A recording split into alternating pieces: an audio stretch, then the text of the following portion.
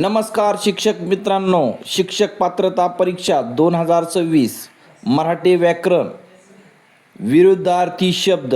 पहिला प्रश्न आहे, एकमत या शब्दाचा विरुद्धार्थी शब्द कोणता?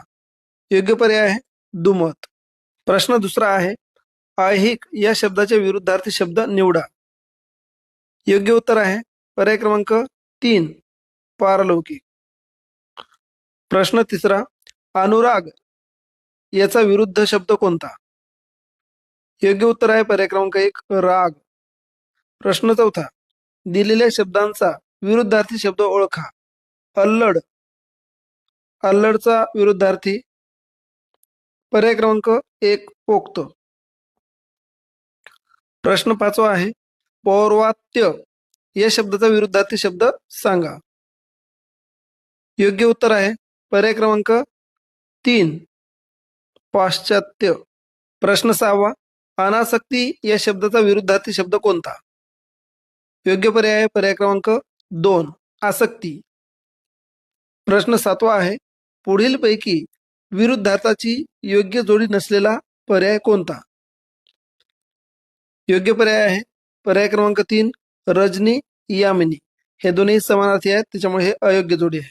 प्रश्न आठवा, खालीलपैकी उधळ्या शब्दाचा विरुद्धार्थी शब्द ओळखा. उधळ्या. योग्य पर्याय आहे पर्याय क्रमांक 1 कृपान.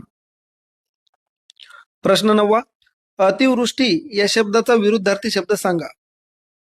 योग्य पर्याय आहे पर्याय क्रमांक 3 अनावृष्टी. प्रश्न नववा, स्वतंत्र या शब्दाचा विरुद्धार्थी शब्द कोणता? योग्य पर्याय पर्याय क्रमांक 2 पारतंत्र्य. प्रश्न 11वा, विद्वान या शब्दाचा विरुद्धार्थी शब्द कोणता? अर्थातच पर्याय क्रमांक 4 मूर्ख. प्रश्न 12वा, पुरोगामी याचा विरुद्धार्थी शब्द कोणता असेल? तर योग्य पर्याय आहे प्रतिगामी, पर्याय क्रमांक 2. प्रश्न 13वा, आग्रही याचा विरुद्धार्थी शब्द ओळखा. तर योग्य पर्याय क्रमांक 4 अनाग्रही.